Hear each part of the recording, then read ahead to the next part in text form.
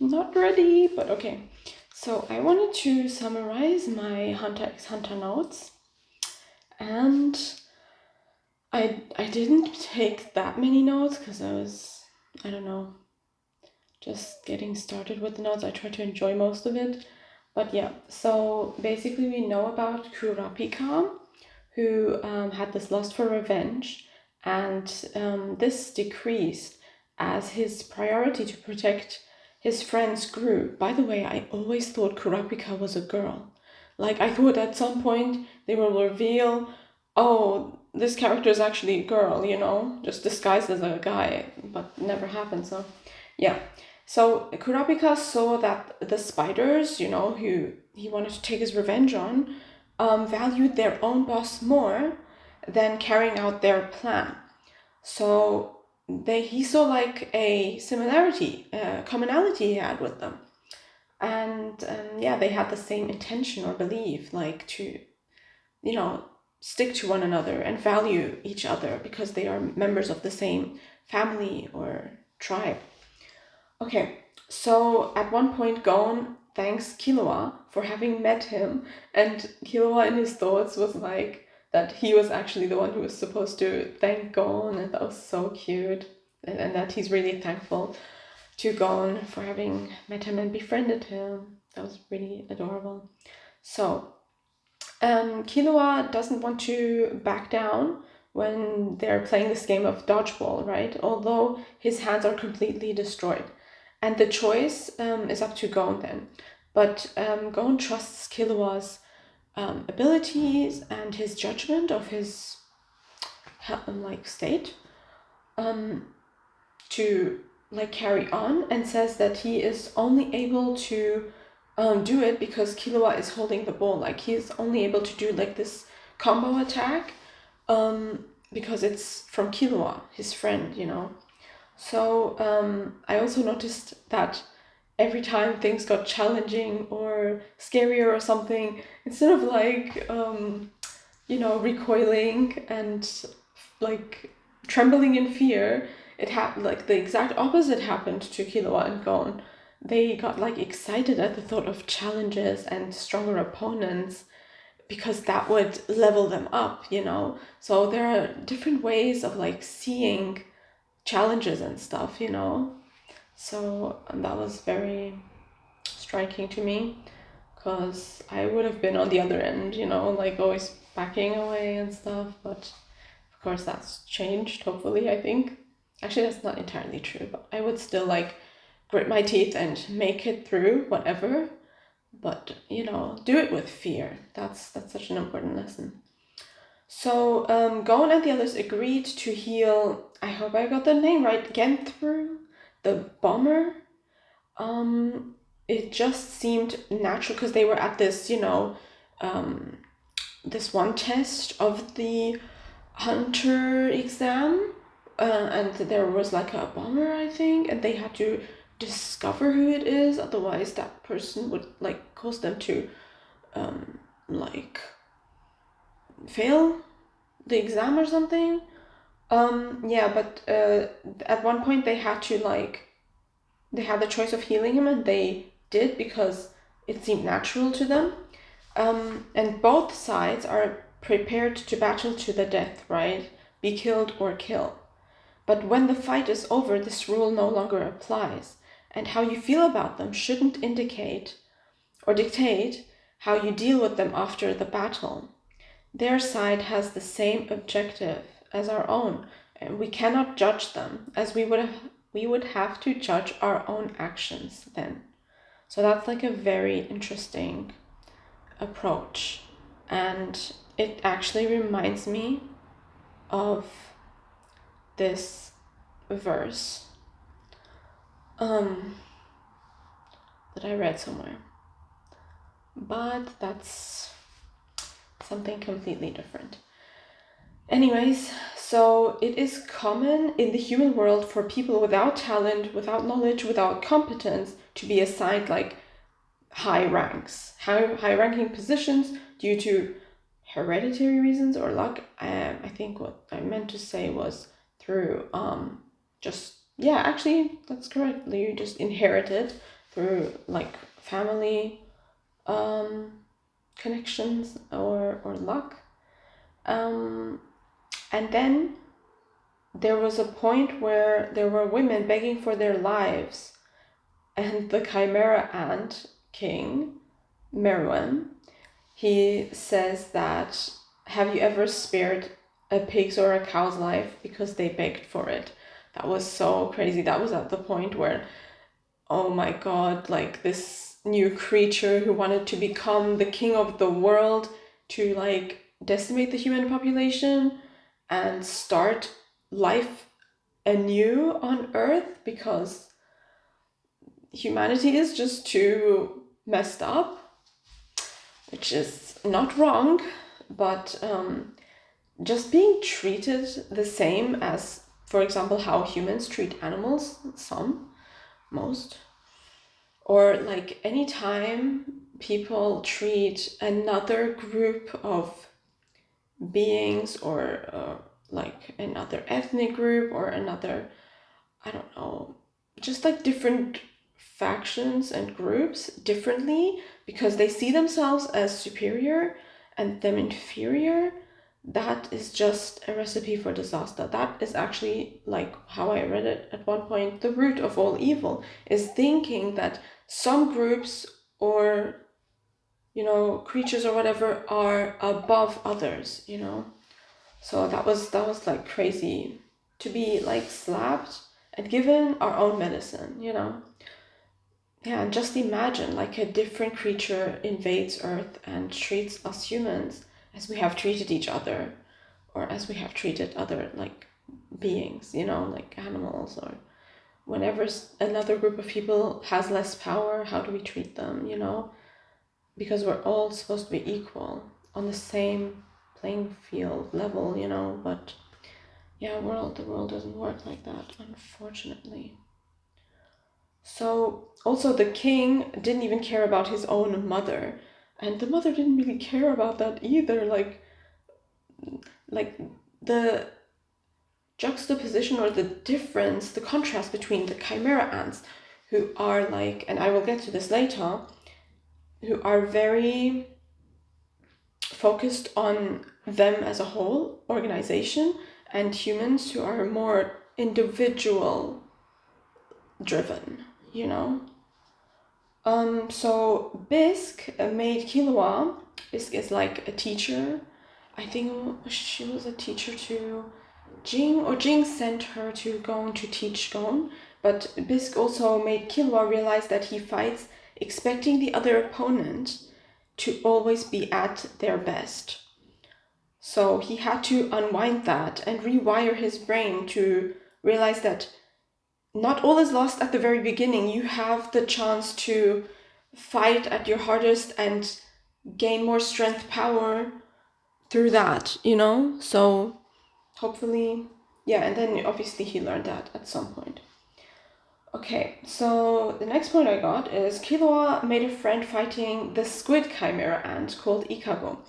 Ikago never imagined being part of a world where he'd have friends and was moved to tears. Killua clarified that there'd be no reason to thank each other for saving their lives, or each other's lives, because it's a given as friends.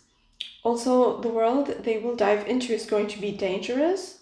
Oh yeah, where they were headed. And there's a difference between risking your life and throwing it away.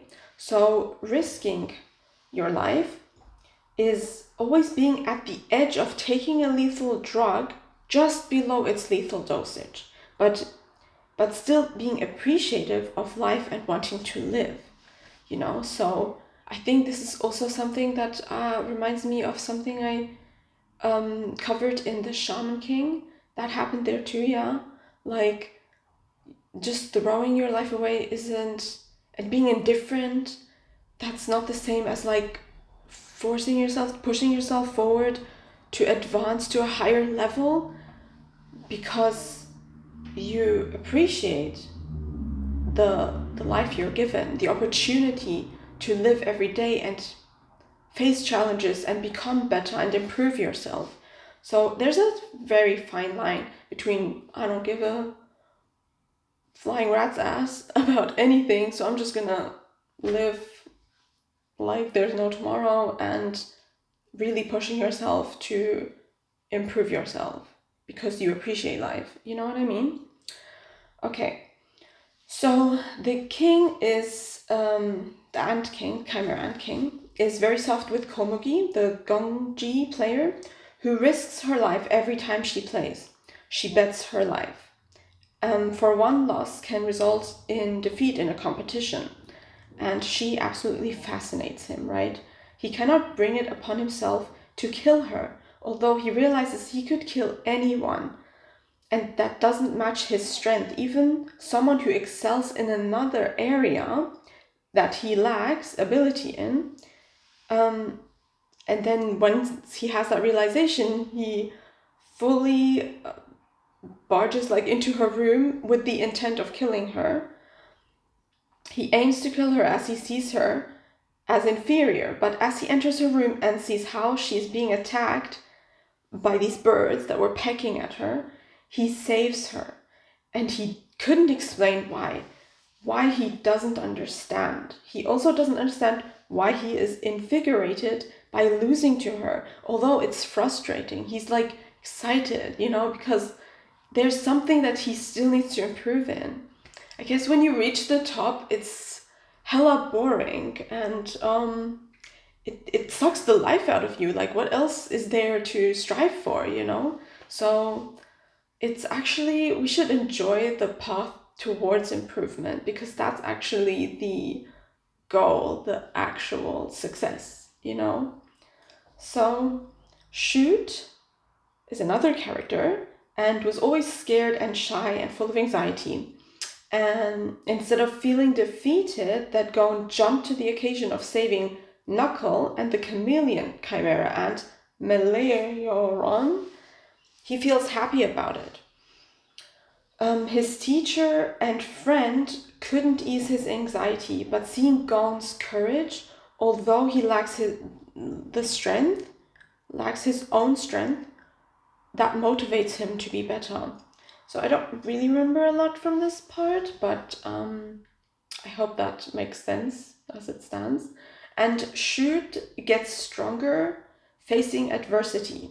It's his strong suit. Even though it would have made sense to face defeat, this trait kept him alive, ironically. So we should be empowered when facing impossible situations. Despite our fears, go for it, right? So I guess I wrote this down because I thought it was so commendable and admirable that Gon always shows this courage, this like undefeated, sheer conviction of himself, which I absolutely love. I cannot stress that enough, how much I love that.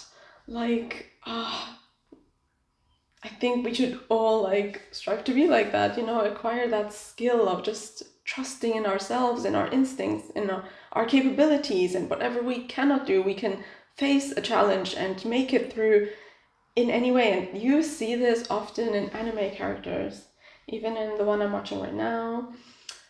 Yeah. So, I'm watching GTO, Onizuka. So now Ikago is facing a situation where he had to kill Bluster and Welfin, but he couldn't, right? Though his cowardice made him an easy target. I don't know whose cowardice, maybe Ikago's or Bluster and Welfin's? Yeah, they were an easy target, but he still couldn't kill them. But Ikago had no consideration for his own life, and that made him powerful. Right, too powerful to kill, I wrote. So maybe he was like so... he wanted to be there for his friends and execute the plan, but because he had that compassion, he couldn't. And maybe like that was his strength, actually. It was too powerful for him to actually go about and mindlessly kill somebody, even if they were the enemy. Yeah, so he got around that situation in a different way, which is okay. you know? You don't have to always resort to the extreme method of executing a plan, you know? There are other ways about it. There's a gray area. Okay, so next point is Killua showing his emotions for Gon made Palm wake up to her normal self because she was like brainwashed. Her emotions and memories were unlinked by Poof and Pitu, but Killua reawakened that link. Palm reassured Killua that it was him Gon needed the most.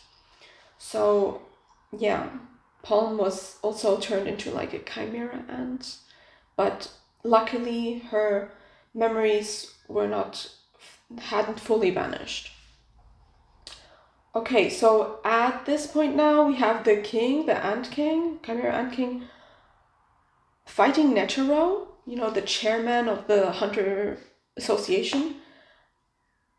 And the king explained to Netero that his existence is to benefit mankind by getting rid of the classism that rules mankind. Poverty and hunger will be rid of. Netero was almost swayed, but realizes the King Meruem, the Ant King, has no right to judge who deserves to live and die. The chimera ants are not individualistic as humans are, and criticize the weight placed on individuality and humanity. His existence is an evolution of all those that came before him, so the chimera ant king. He carries their energy and their faith, and hope lies within him to make a better world and rule over it. The king promised to allow a reserve for those few worthy humans.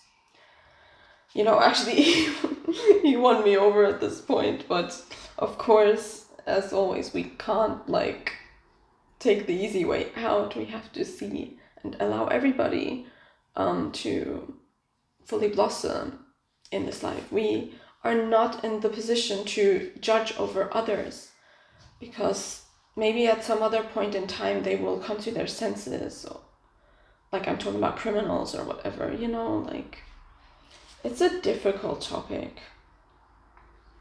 So next point is Poof and Yuppie fed the almost dead king. Yeah, they're like, you know, what do you call them? The right-hand men. So they resuscitated him because he almost died from the fight with Netero, and Netero sacrificed himself in that. They were equal to the queen at this moment because they were feeding the king and understood the meaning of unconditional love, you know, from a mother to a child. And yeah, this part actually made me cry. It's so cute. Yeah.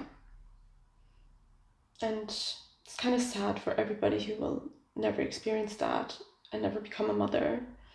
Yeah, that's what I thought in that moment. Okay, so Palm says they are no different from the ants, actually. Palm, like, as the humans are not so different from the ants. In fact, we are far worse.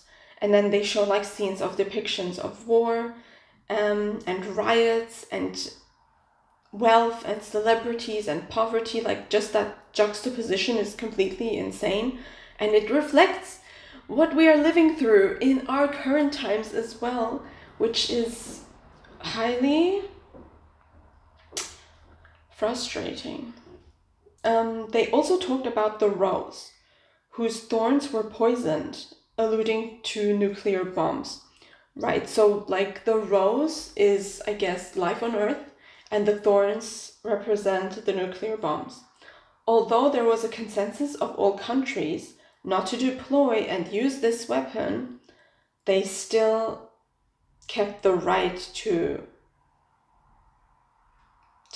keep hold of it. And I do see that as problematic. So, Meruem wants to be called just that by Komugi. So at this point, Meruem already lost, the Chimera Ant King, And he just wants to be called Meruem by Komugi. He finally finds out his name. And he is also poisoned and wants to spend his last moments playing Gonji with Komugi. I loved their story together. It's so endearing.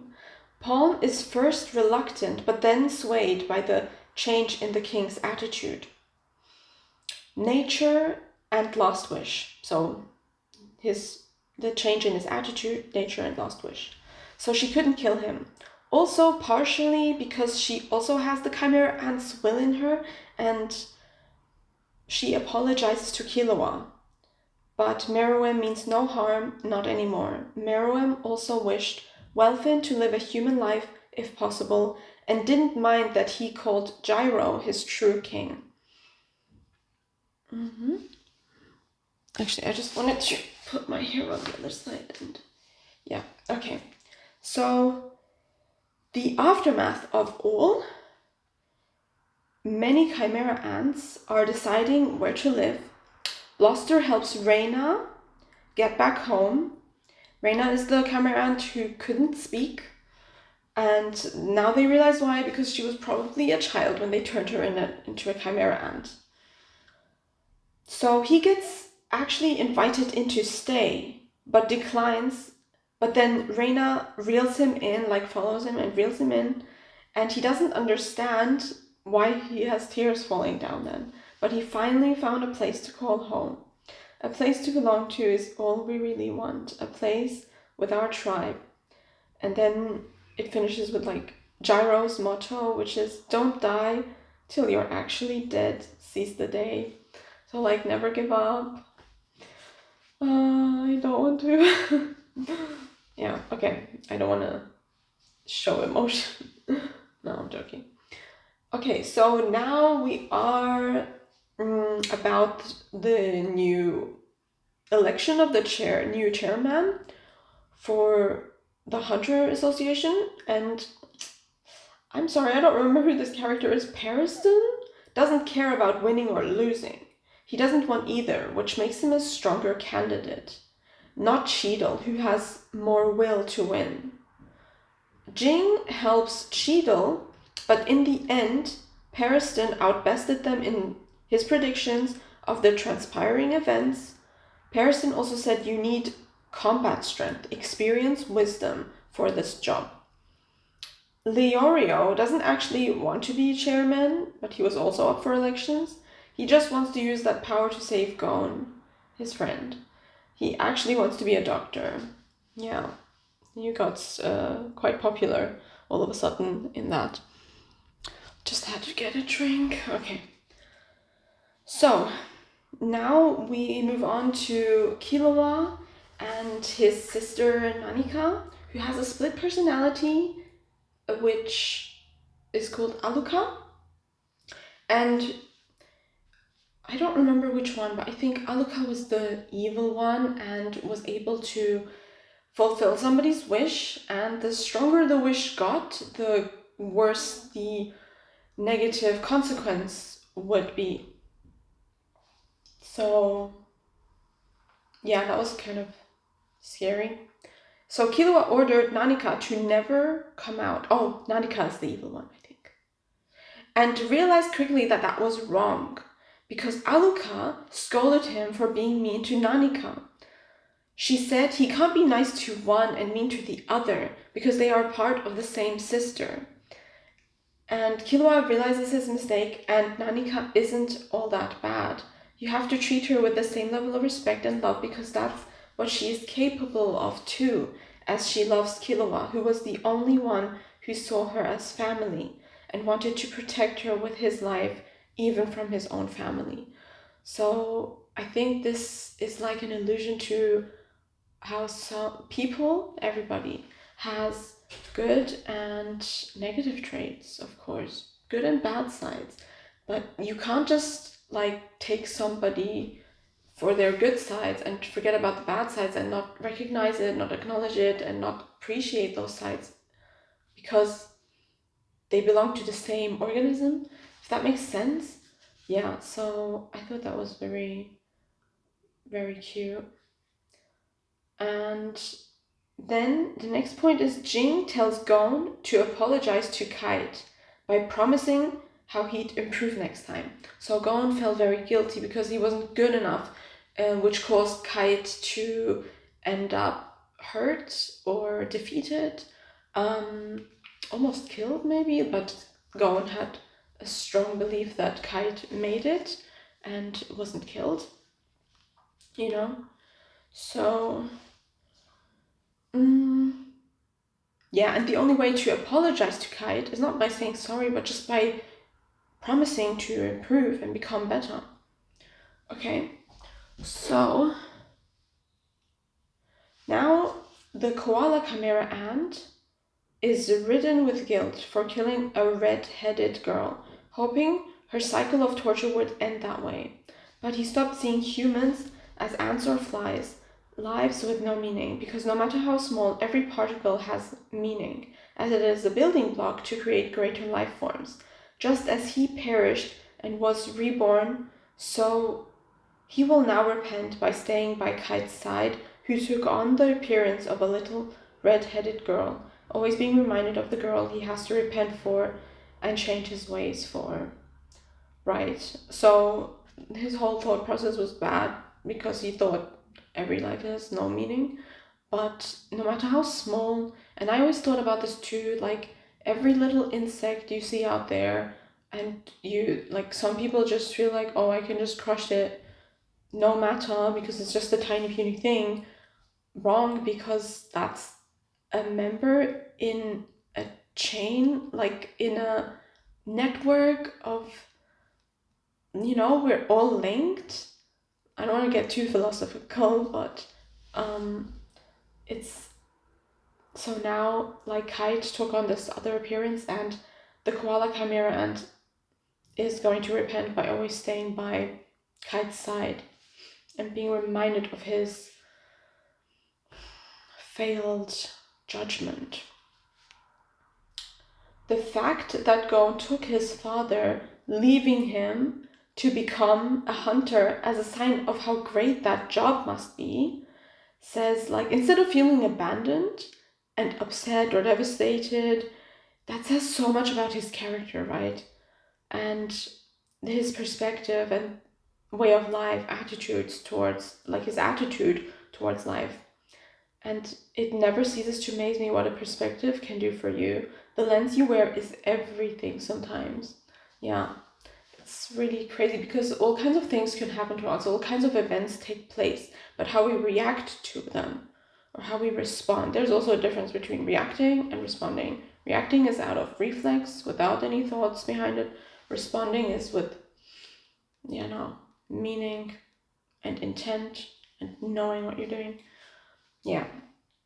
So that was very powerful and such a lesson also for me to learn. So Gon has to climb the world tree to meet his dad, and shows no sign of fear. Instead, he can feel the life coursing through the tree. As long as he follows the tree's guidance, he'll be fine. And at the top, when they're together, Jing and Gon, Jing tells Gon what he's actually after. It's always something he doesn't have. He studied and looked after this archaeological site, and looked for a team of people not for that weren't like after money or fame, but rather the truth. So finally discovering the tomb, what invigorated him the most was not the tomb but his colleagues' faces and reactions. He already had what he found. Gon thinks of Kurapika, Leorio, Killua, who went off to spend time with Aluka now, and Gon and Killua's bond will always be like really special. To me, they have like this special friendship love, which is really cute, and kind of like a rivalry too, I guess, because they were like competing in a way. Yeah, so Jing now tells Gon that the world tree lacked nutrients and could have reached taller heights. The chimera ants were another species. Wait, why did he say that? What does that mean? Maybe anyone can tell me. Like, I mean, the world tree represents what? All of humanity? And it was lacking nutrients because A, we're not taking very good care of the environment, or B, we weren't taking care of our connections with people. Yeah, so, or not working as a team? I don't know. Somebody tell me. Okay, so I guess Jing carries on by saying the chimera ants were another species outside of this world. Basically, there's a much larger world out there to discover. There's always more. And means, permission, qualifications, and contract. These things you need to set out on an adventure. So means, being able to do it, having the stuff you need, the permission from whom? From yourself maybe, to allow yourself to go out on adventures, to really see that you are worthy of taking on an individual goal or journey. Qualifications, of course, you need to be able to do things, have abilities and capabilities, and contract. Maybe committing to it. That's what that means, maybe. So these things you need to set out on an adventure. Jing says he doesn't have any of that, but if Gon has the same destination, then he should enjoy the side quests that lie waiting on the side of the road. They make up the majority of the journey after all. Jing and Gon bond over their adventures. Although it's an unconventional father-son relationship, it works for them. But Jing got scolded like really badly at the Hunter Association for the way he treated his own son, Gon. That was funny. And the end of this anime is that Jing says to Gon, enjoy the side trips a lot, okay? Things that can be more important than what you're hunting for could be right there on the side of the road. And I think that's just an amazing way to end this anime. And I heard that there would be a sequel, but I'm not sure about that. I'm not sure, maybe when Gon is like older and stuff, but I think the anime stands on its own like this as well, and it's a really beautiful message. And yeah, I hope that, I don't know, many people take it on. Okay, that's it. Bye. Okay, just to be silly, this is actually really hard, like with fully clothed. Oh, okay.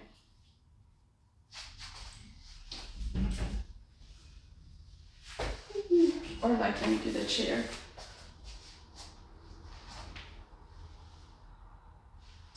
Yay. Maybe it was this way. I'm slipping. When you get sweaty hands, you need the monkey grip, which I don't have.